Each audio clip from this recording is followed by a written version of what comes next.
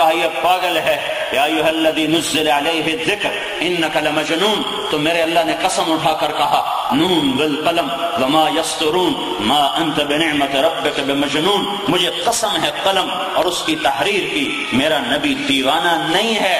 آپ کے شہر کی قسم، وَهَذَا الْبَلَدِ الْأَمِينَ، آپ کے بول کی قسم، وَقِيلِهِ يَا رَبِّ إِنَّ هَؤُلَاءِ قَوْمٌ لَا يُؤْمِنُونَ، آدم علیہ السلام سے اللہ نے گلہ کیا ہے، وَلَقَدْ عَهِدْنَا إِلَىٰ آدَمَ مِن قَبْلُ فَنَسِيَ، میں نے آدم علیہ السلام سے وعدہ لیا، وہ بھول ہی گئے، اور اللہ نے اپنے نبی کی تعریف کی ہے، سَنُقْرِئُكَ فَلَا تَنسَىٰ، میں اسے جو بتاؤں گا یہ کبھی نہیں بھولے گا۔ ابراہیم علیہ السلام خلیل اللہ ہیں، خلیل اللہ، وہ کہہ رہے ہیں وَجْنُبْنِي وَبَنِيَّ أَن نَّعْبُدَ الْأَصْنَامَ، یا اللہ مجھے میری اولاد کو بت پرستی سے بچا لے، اور اللہ اپنے نبی کو کہہ رہا ہے إِنَّمَا يُرِيدُ اللَّهُ لِيُذْهِبَ عَنكُمُ الرِّجْسَ أَهْلَ الْبَيْتِ وَيُطَهِّرَكُمْ تَطْهِيرًا، اے میرے نبی کا گھر میں نے تمہیں پاک کر دیا ہے، آپ کی ازواج ساری امت کی مائیں، آپ کی اولاد حسن حسین جنت کے نوجوانوں کے سردار، فاطمہ جنت کی عورتوں کی سردار، علی کا گھر نبی کے گھر کے سامنے، یہ فضیلت اللہ تعالیٰ نے آپ کے خاندان کو دی، آپ کے طفیل موسیٰ علیہ السلام اللہ تعالیٰ سے دعا کر رہے ہیں رب اشرح لی صدری، یا اللہ میرا سینہ کھول، اللہ اپنے نبی کو بن مانگے کہہ رہا ہے الم نشرح لک صدرک، میں نے تیرا سینہ کھول دیا، میں نے تیرا سینہ کھول دیا۔ اللہ نبیوں پہ سلام بھیجتا ہے، سلام علی نوح فی العالمین، سلام علی ابراہیم، سلام علی الیاسین، سلام علی موسیٰ و ہارون، سلام علی المرسلین، نوح پہ سلام، ابراہیم پہ سلام، ہارون موسیٰ پہ سلام، الیاس پہ سلام، سارے نبیوں پہ سلام۔ اللہ اپنے نبی پر بھی کہتا سلام علی محمد، سلام علی احمد، نہیں، جب اپنے نبی کی باری آئی تو انہوں نے کہا ان اللہ وملائکتہ یصلون علی النبی یا ایھا الذین آمنوا صلوا علیہ وسلموا تسلیما۔ اوہو، کہاں سے شروع کیا، کہاں پر ختم کیا؟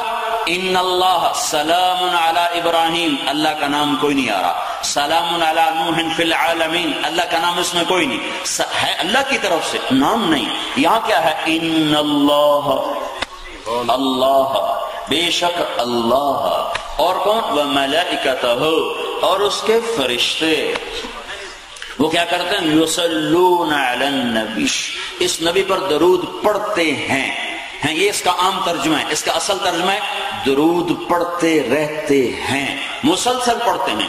یصلون کا مطلب ہے مسلسل پڑھنا، اللہ بھی پڑھ رہا ہے، فرشتے بھی پڑھ رہے ہیں، ہم بھی پڑھ رہے ہیں۔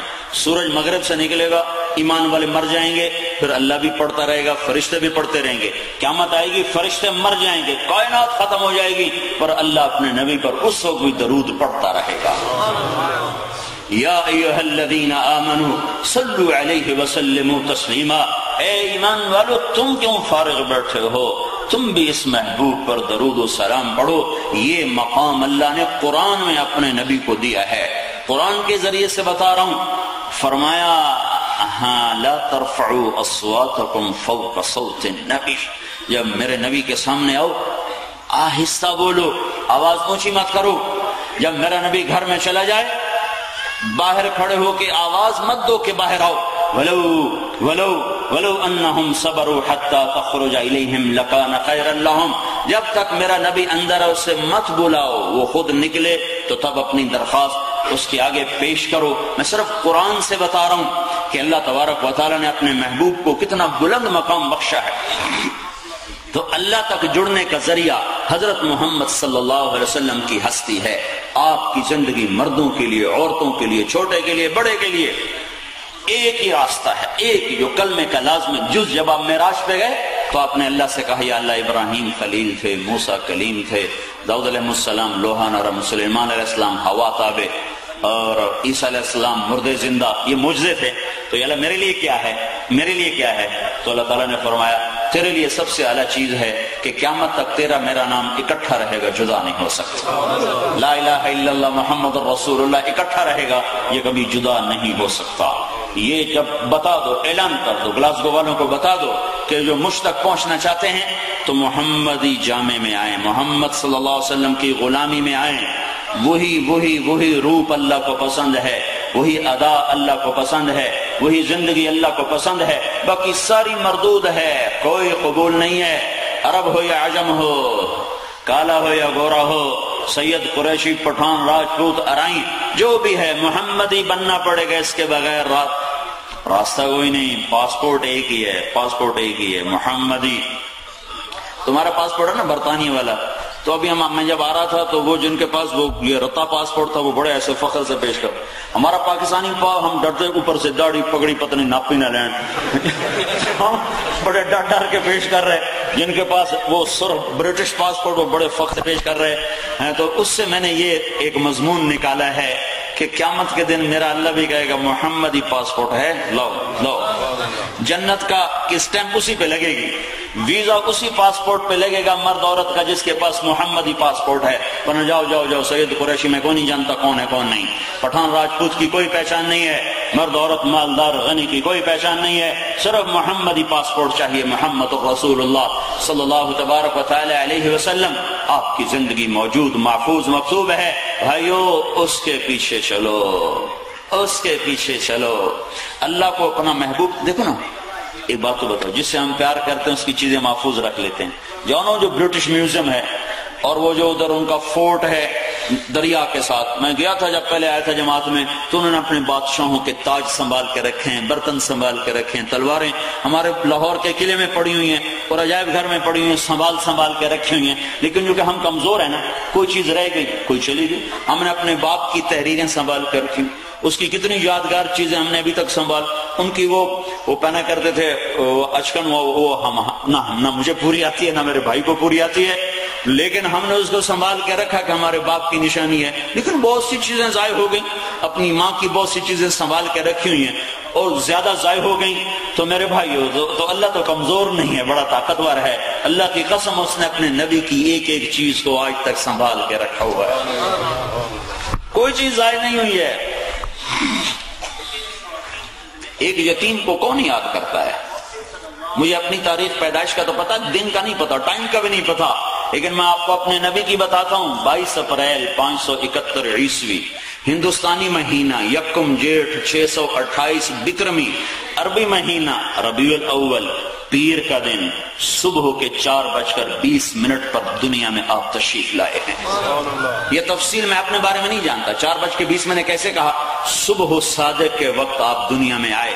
جب رات ختم ہوتی ہے اور صبح نمودار ہوتی ہے تو 22 اپریل کو صبح کا وقت مکے میں 4:20 پر داخل ہوتا ہے۔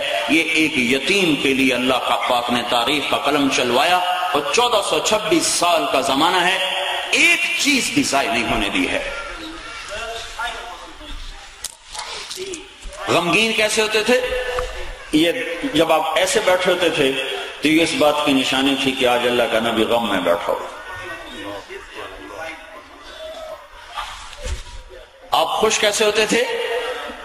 یہاں سے نور نکلنا شروع ہو جاتا تھا، پہلے نکلتا تھا زیادہ ہو جاتا تھا۔ آپ کسی کو بلاتے کیسے تھے؟ کبھی انگلی کا اشارہ کر کے نہیں بلایا، بھائی بات سنو، پورے ہاتھ کا اشارہ، کبھی ایسے نہیں انگلی اٹھائی۔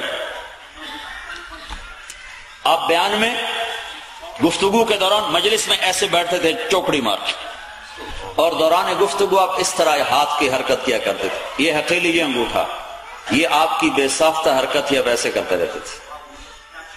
آپ کو جب غصہ آتا تھا تو کیا ہوتا تھا؟ یہ دو بھویں، ان میں یہ جگہ خالی، یہاں بال نہیں تھے، یہاں بال نہیں تھے، روشن جگہ، یہاں ایک رگ تھی جو ایسے ایسے ایسے ایسے حرکت کرنے لگ جاتی تھی۔ یہ اس بات کی نشانی تھی کہ آپ غصے میں بیٹھے ہوئے۔ محفل میں بیٹھنے کا کیا انداز تھا؟ کبھی پاؤں نہیں پھیلایا، کبھی، ہمیشہ ایسے بیٹھتے، اور ہر آدمی پر ایسے توجہ ہوتی تھی کہ ہر آدمی سمجھتا تھا بس مجھے ہی دیکھ رہے ہیں، وہ مجھ سے ہی پیار کر رہے ہیں۔ جب آپ کو کوئی الٹی طرف سے بلاتا ادھر سے، مطلب آپ یوں تشریف فرمائیں، تو کوئی آدمی سے کہتا یا رسول اللہ، تو آپ کبھی ایسے نہیں کہتے تھے ہاں کی گل ہے، یہ وہ اخلاق ہیں جو ناممکن حد تک ہیں، تو آپ پورا ایسے مڑتے تھے، جی فرمائیے کیا بات ہے۔ ادھر سے کسی نے بلایا تو پھر پورا ایسے مڑنا ہے، پھر ادھر سے کسی نے بلایا تو پورا ایسے پھرتے تھے، جی فرمائیے۔ کبھی گردن ٹیڑھی کا ہاں کی گل ہے، جلدی لازمین ویل کوئی نہیں،